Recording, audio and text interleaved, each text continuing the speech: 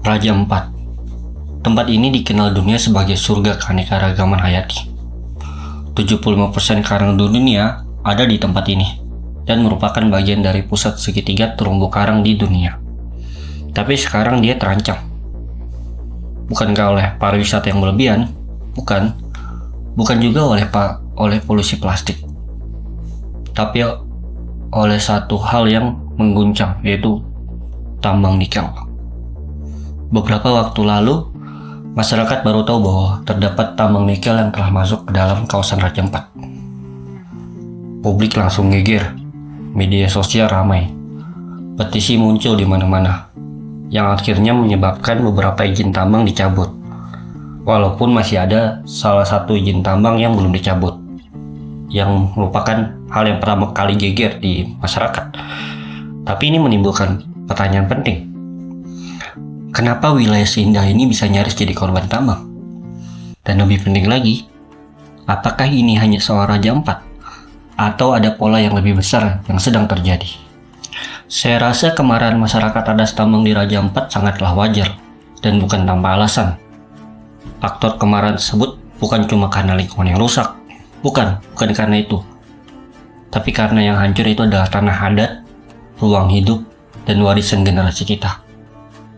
Saya rasa Raja Ampat hanya salah satu dari sekian banyak kasus. Masih banyak kasus lain yang beredar di sana akibat tambang.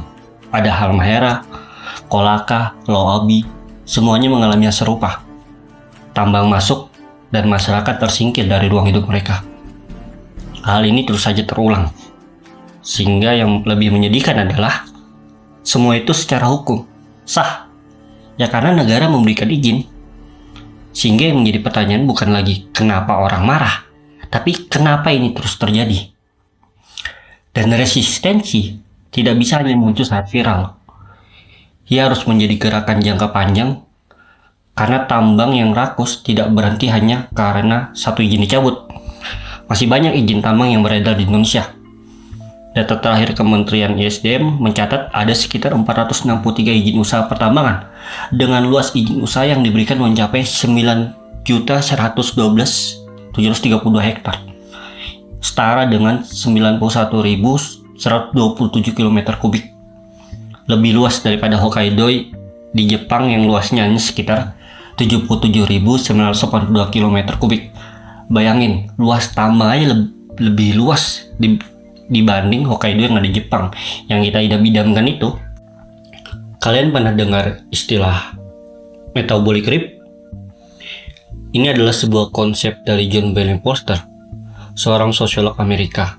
Konsep ini tidak muncul serta-merta begitu saja. Ia mengembangkan berdasarkan pemikiran Marx. Dalam bukunya Ekologi Marx, Foster mengatakan bahwa kapitalisme menciptakan keretakan antara manusia dan alam.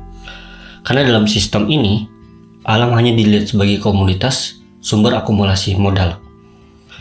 Dalam kasus tambang, kita bisa melihat ini jelas banget.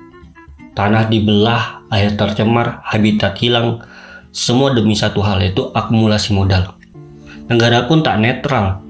Ia menjadi landlord, tuan tanah yang ikut menikmati keuntungan dari rente pertambangan. Dan masyarakat lokal, mereka kehilangan tanah dan sumber daya alam yang selama ini menopang hidup mereka. Foster menyebut ini sebagai bentuk eksploitasi yang ganda. Pekerja dieksploitasi, alam dieksploitasi, semua demi mempercepat akumulasi modal untuk keuntungan para penguasa saja, bukan untuk keuntungan para pekerja ataupun untuk kelestarian alam atau untuk keuntungan masyarakat sekitar. Banyak yang bilang, tenang saja, teknologi akan selamatkan kita dari krisis. Tapi benarkah? Koichi Saito, seorang pemikir Marxis Jepang, justru bilang sebaliknya. Ia menawarkan konsep degrowth, pengurangan pertumbuhan, bukan soal kembali ke zaman batu, tapi soal mengubah cara kita hidup, cara bagaimana kita hidup. Karena menurut Saito, kemajuan teknologi dan produktivitas tidak otomatis membuat kehidupan lebih baik, terutama jika tetap berada dalam kerangka kapitalisme. Sehingga Saito menolak adanya transisi hijau palsu yang masih ketergantungan pada tambang. Contohnya mobil listrik yang dianggap ramah lingkungan, tapi dalam komponennya membutuhkan tambang nikel, litium, dan kobalt. Hal itu untuk tetap membuat mobil listrik tetap dapat bekerja. Sehingga bukan mengganti mobil bensin menjadi mobil listrik, tapi mengurangi jumlah mobil dan memperkuat transportasi publik. Karena transisi hijau yang tetap bergantung pada tambang nikel, litium, dan kobalt itu hanya memperpanjang ekstrapitisme. Berakhirlah perjalanan kita untuk mengetahui dampak dari tambang terhadap kehidupan kita dan bagaimana kita harus bereaksi. Ya, saya rasa kita harus tetap resistensi terhadap tambang bagaimanapun caranya, mungkin dengan konsep degrowth yang ditawarkan oleh Kohei Saito atau mungkin dengan konsep-konsep lain. Tapi kita tidak bisa tutup mata terhadap aktivitas pertambangan yang masih mengedepankan kapitalistik, mencari keuntungan hanya untuk satu belah pihak tanpa mempedulikan kondisi lingkungan yang ada. Ekosistem memang tidak bisa berubah atau dimurnikan atau kembali seperti awal.